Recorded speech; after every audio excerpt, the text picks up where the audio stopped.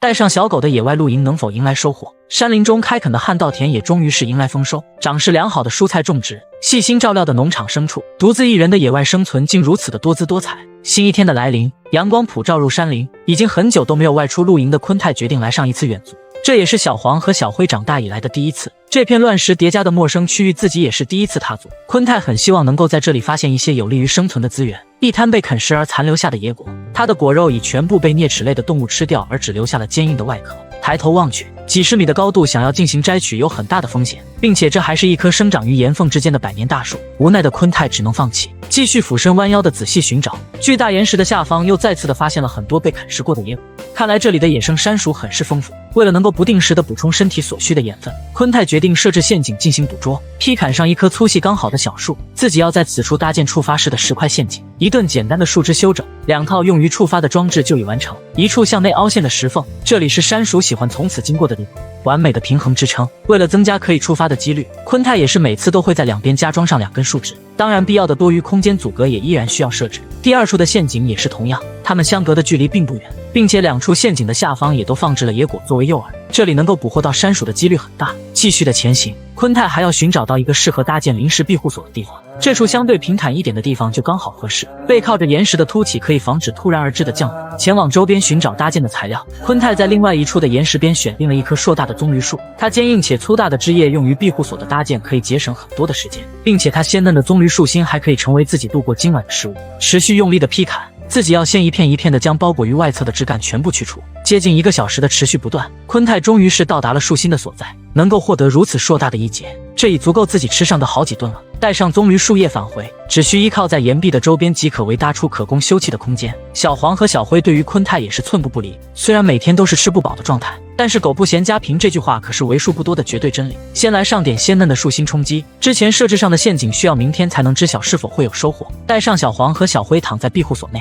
余下的所有时间就是陪伴在小狗的身边，尽早的休息。即使是有危险的靠近，它们也可以提前的预警。随着清晨的来临，昆泰已早早的从睡梦中醒来，经过一夜的等待，陷阱是否会有收获应该已经确定，赶紧的前往，自己还要尽早的赶回农庄喂食已经饿了一夜的牲畜。来到第1处的陷阱旁，毫无改变的形状表明了它并未被触发。继续的前往下一处，一夜的等待还是有了最终的收获。一只体型还算不错的野生山鼠已被石块压住了头部，这足够自己回到农庄美美吃上一顿了。毕竟刚换回来的雪白大米还余剩下不少，边走边呼唤着小黄和小灰。太过浓密的灌木丛如果没有声音的指引2个小家伙，很容易掉队或者迷路。再次的回到农庄，一切依然正常。放下树心和山鼠，昆泰要先填饱自己的肚子，再进行牲畜的喂食。清凉的山泉讨喜着大米，2者的鲜甜会在高温的蒸煮下逐渐的融合。将山鼠的体毛去除，在可以消灭可能存在的病菌的同时，也是最为方便的处理方式。泉水旁的仔细清洗，所有能吃的内脏也全都不会丢弃。山鼠的香味让小黄和小灰有了些许的着急，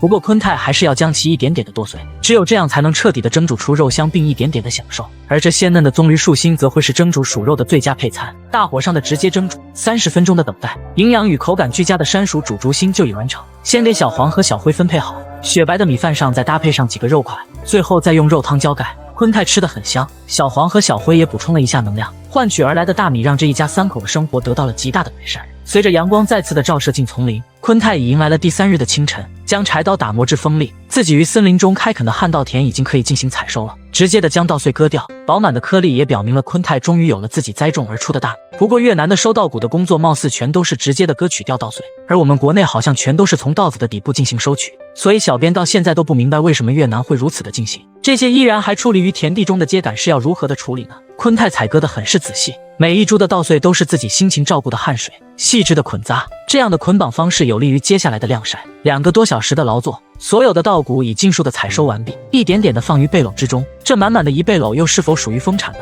重新的回到农庄，昆泰还要制作一个专门用于晾晒稻谷的装置。之前扩建猪舍所拆除的材料刚好可以利用，宽敞的空地上夯入4根木桩作为支柱，粗壮的干枯毛竹则可以作为承重的横梁，比对好刚好的距离，在同一层开凿出刚好可以插入支柱的孔洞。如此只需直接的架在木桩的上方就即可保持稳固，而2根毛竹相邻的距离则刚好够稻穗的平整晾晒，一捆捆的整齐排列好。热带雨林的炙热阳光很快就可让其完全的干燥。稻谷的收割已经完成，昆泰也该给农庄的牲畜进行今天的喂食了，依然是抓取点干燥的玉米粒，直接的撒在猪圈之中。对于基本不会挑食的野猪来说，它们也是同样的美味。当然，被圈养的鸡群也是一样。这段时间的食物改善，让这只最新被抓住的雄性原鸡毛色愈发的好看。相信在昆泰精心的照料下，自己以后的鸡群质量将会更加的受到当地村民的欢迎。将稻谷重新的翻个面，疾病已经完全好了的斑鸠也在泉水旁清洗着羽毛，享受着清凉。第3块开垦的蔬菜菜园，自己已经很久都没有去查看了，再次的来到这里。翠绿的颜色表明了它们的长势依然很是不错。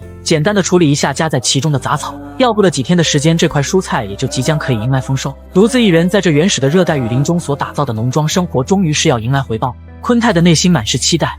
这是大型猎食性动物还是成年野猪的足迹？抱上小狗赶紧的逃离，搭建的庇护所也要做好必要的防御性工事，就连收取被捕获的猎物也要尽量的小心翼翼。而再次发现的山林原鸡又究竟该如何狩猎呢？新一天的来临，今日的雨林天气格外的晴朗，搅拌好猪食，饿了一夜的小家伙需要尽快的喂食。然而守在食槽旁的却是体型较大的野猪夫妻俩，可能是昨晚过多的运动已经让他们体力消耗巨大。不过这扩大后的猪圈也总是会带来不便，体型较小的2只野猪此时又不知躲藏在了哪个角落，看来他们只能是吃剩下的了。牲畜都已喂完，昆泰自己也该去到丛林中寻找上一些吃的了，依然还是带上小黄和小灰，多多的让他们活跃于山林之中，将会有利于以后自己的狩猎生活。一块巨大的岩石边，昆泰仔细地观察了一下周边的环境，隐藏的诸多洞窟以及天然形成的石缝都表明了此处一定会有很多猎物的进入。劈砍上一棵小树，这样的地方非常适合设置上触发式的石块陷阱，10多分钟的操作就可准备好材料，找来一块扁平的石块，完美的3角支撑，只要轻轻地碰触到小的树枝就可让石块掉落。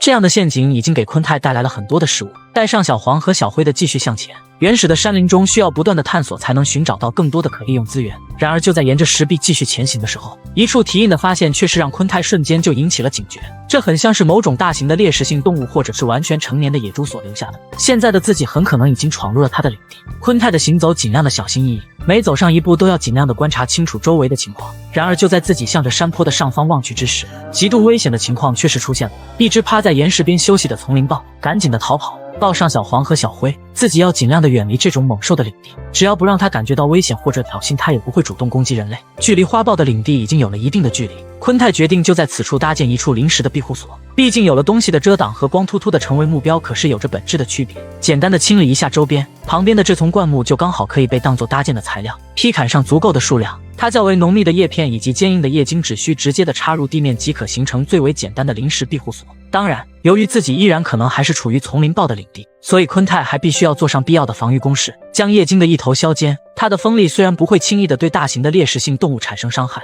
但是却也足以阻挡住它们前进的脚步。一根根的深插入地面，向外倾斜的角度可以让其穿刺的效果更加的突出。昆泰也是整整的安插了前后的2排，2个小时的搭建已经差不多了。捡拾上旁边的一些干枯的树干，天黑之前自己都要足够的小心翼翼。转眼深夜已至，昆泰燃起了足够的篝火，有了他的陪伴与庇护，自己就能更加的安全。随着新一天的来临，昆泰终于是度过了提心吊胆的一夜，赶紧的前往昨日设置下的陷阱，不论是否会有收获，自己都要赶紧的远离此处。紧贴着石壁的缓慢前行，让自己尽量的维持在较高的位置处，可以观察清楚很大片空间的情况。然而突如其来的这一声怒吼却是着实的吓了昆泰一跳。终于是到了设置的陷阱旁，好在有了一只的收获，虽然只是一只体型瘦弱的小松鼠，不过有总比没有好，它至少也可以为自己的身体提供上一些能量。赶紧的返回到临时的庇护所，吃上这一顿早餐，自己就要踏上回家的路，沿着山体的沿路返回。然而途中的一处斜坡却是给了自己意外的惊喜。昆泰仔细的查看，原来是一只雌性的原鸡正在枯死的树叶中寻找着食物，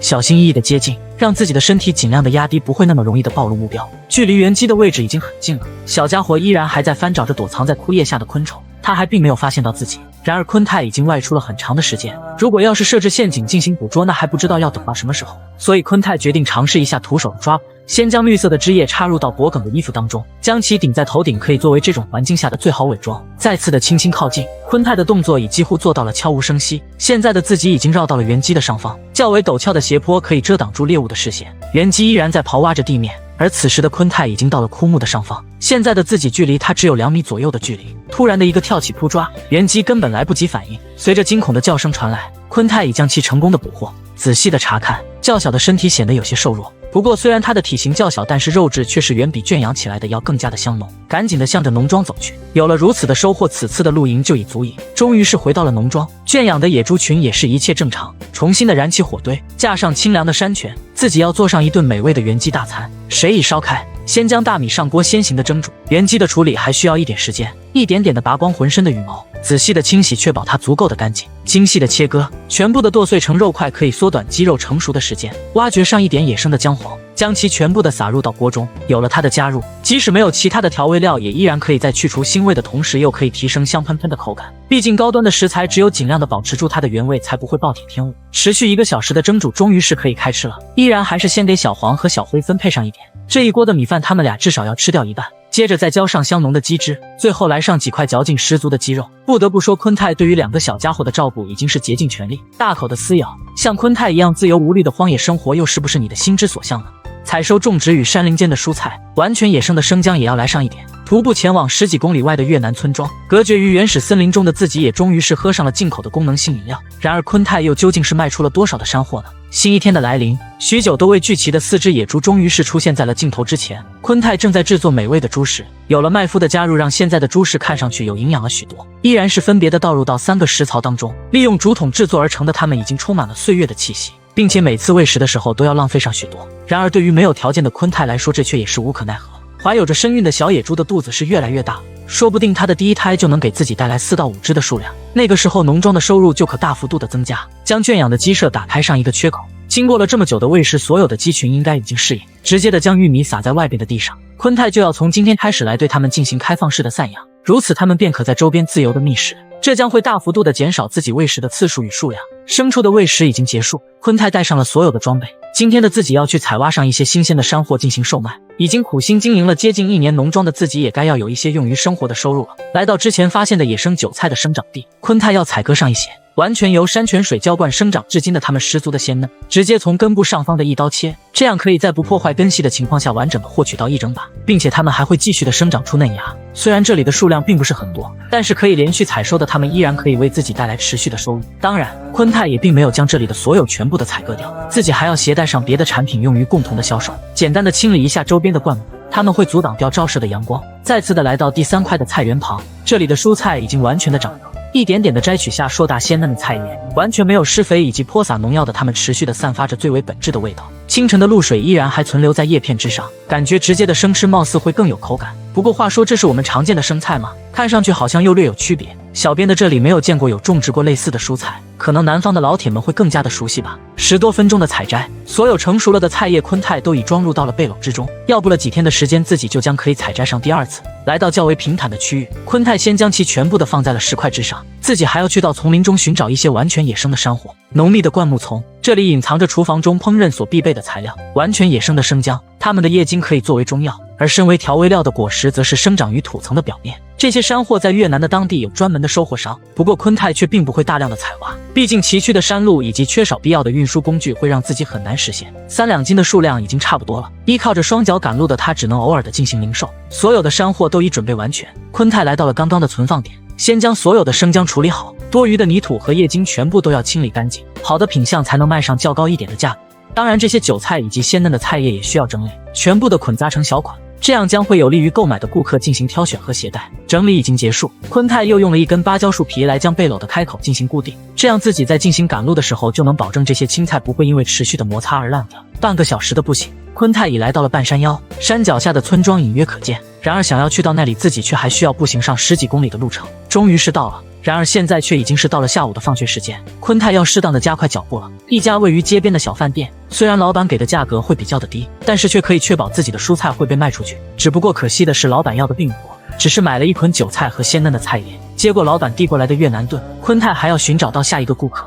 然而自己才刚走出几步，一位曾经的村花大妈却是喊住了自己。她也是购买了2捆菜叶，小雨的不期而遇。昆泰决定将剩余下的所有产品全部的低价卖给当地的小商贩。然而看似温柔的村花大姐却以生姜太脏为由，继续的压低了昆泰想要售卖的价格。无奈的昆泰也只能是接受，毕竟时间已经不早了，并且天气还不好，自己必须要在天黑之前赶回到自己的农庄。然而昆泰这边刚走，那边的村花大姐就以高价零售给了当地的村民，钱已赚到。临走之前的昆泰想要为农庄添置上点必要的东西，一家专门售卖塑料制品的店铺，昆泰购买了2个用于喂食野猪的食槽以及小桶。有了他们自己的农庄，发展一定会越来越好。当然，第一次的农庄收入也不能全部都用于牲畜身上，昆泰也是为自己买了一些生活所需的调味料。再次的回到农庄，将所有购买的商品摆放好，全新的锋利柴刀，它的强力可比自己的小刀要好上许多。距离到天黑还有不多的时间，昆泰决定重新的整理一下已经收割完了的旱稻田，直接的将秧苗薅除，连同的杂草也一并的清除，这样自己就可以再次的栽种上可以用于售卖的农作物了。然而就在昆泰想要加快进度之时，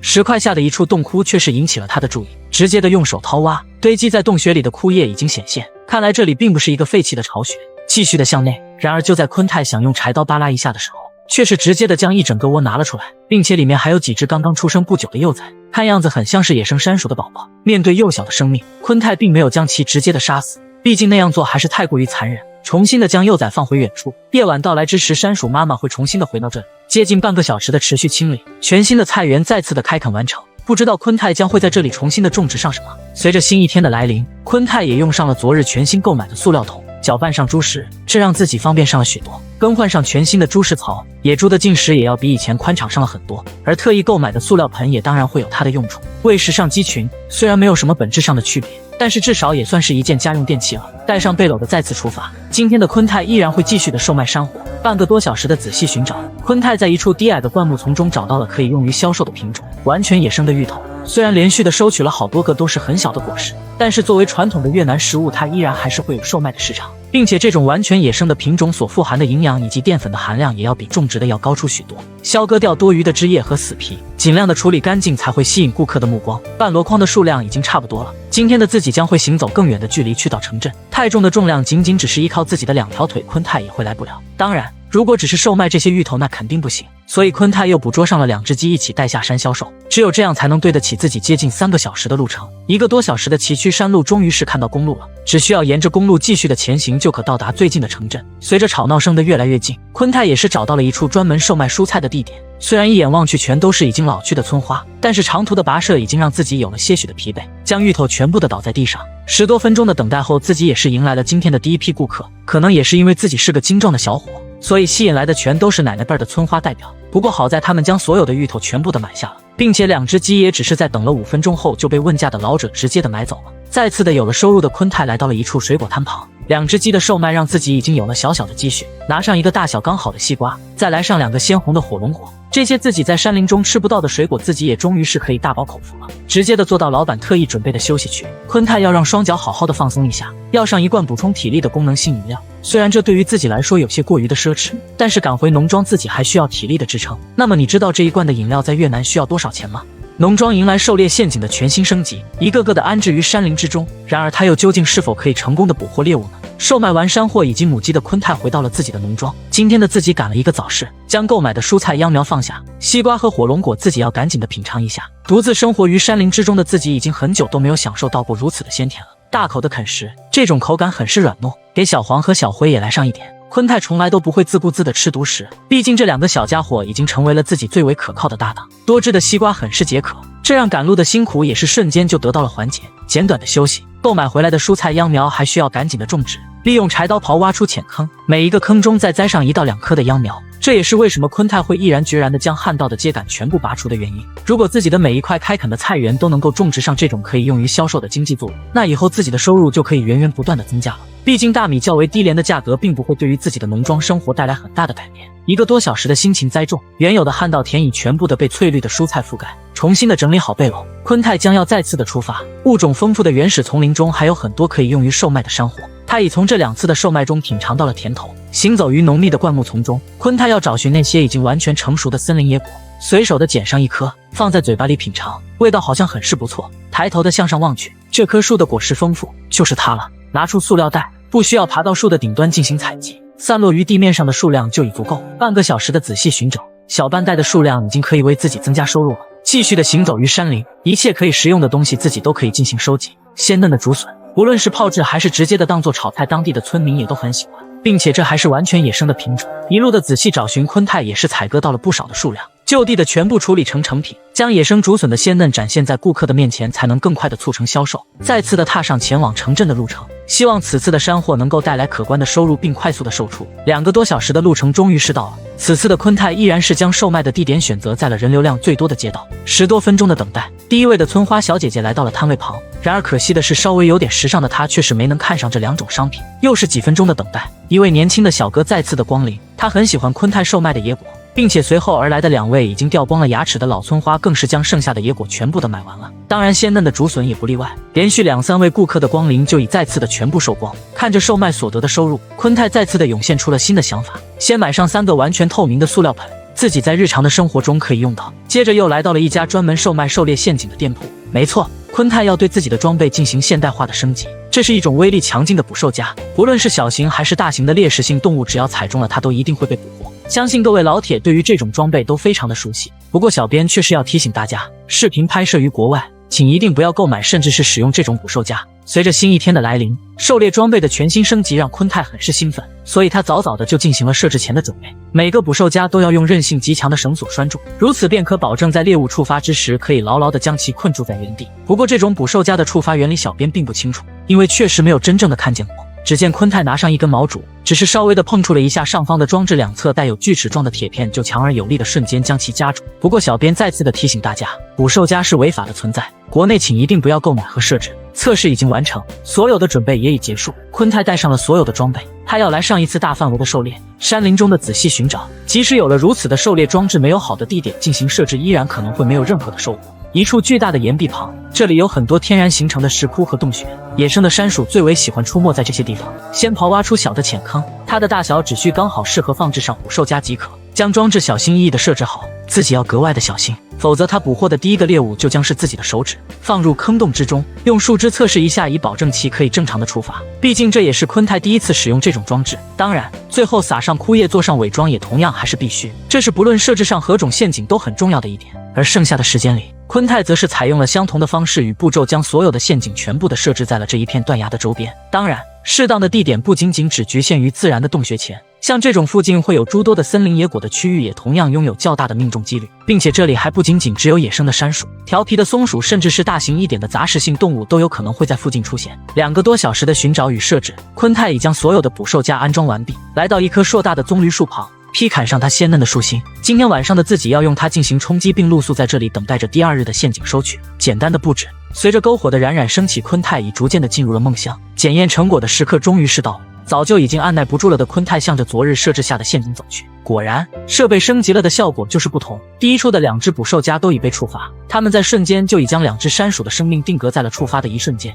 继续的前行，第2片区域的收获也是同样，并且往后的每一处的陷阱都均已被触发。当然，也不是每一只的野生山鼠都会当场毙命，像这种只被夹住了爪子的小家伙，昆泰也是连续的收取了2、3只，它们依然鲜活。再次的回到农庄，先将所有的山鼠从陷阱中取下，接着再在火堆上烧光体毛，泉水旁的仔细清洗。接近10只的数量，昆泰并不打算自己进行食用，毕竟已经拥有了狩猎的神器，想吃随时都可以再次的捕获，所以自己将会把这些野生的山鼠完全的烧烤成熟后再次的销售。半个多小时的持续忙碌，满满2大串的山鼠已经矗立在了火堆两旁，重新的整理好棕榈树的树心，它们将会搭配着山鼠肉被一起出售。又是1个多小时的等待，极具特色的荒野烤山鼠终于是完成了，全部的装入塑料袋中。等待了许久的小黄和小灰，昆泰也是特意的留下了2只给他们解馋。又是2个多小时的步行，昆泰再次的来到了小镇之上，解开将要售卖的商品进行展示，这样才能吸引到顾客前来问价。然而此时旁边的卖鱼大哥却是瞬间就被吸引了目光，他对这种野生的山鼠很感兴趣，并且毫不犹豫的买下了2只。又是10多分钟的等待，最后的几只也是被随后而来的年轻小伙全部的买走了。然而如果是你会选择购买上几只这样的野味来作为今天晚上的下酒菜吗？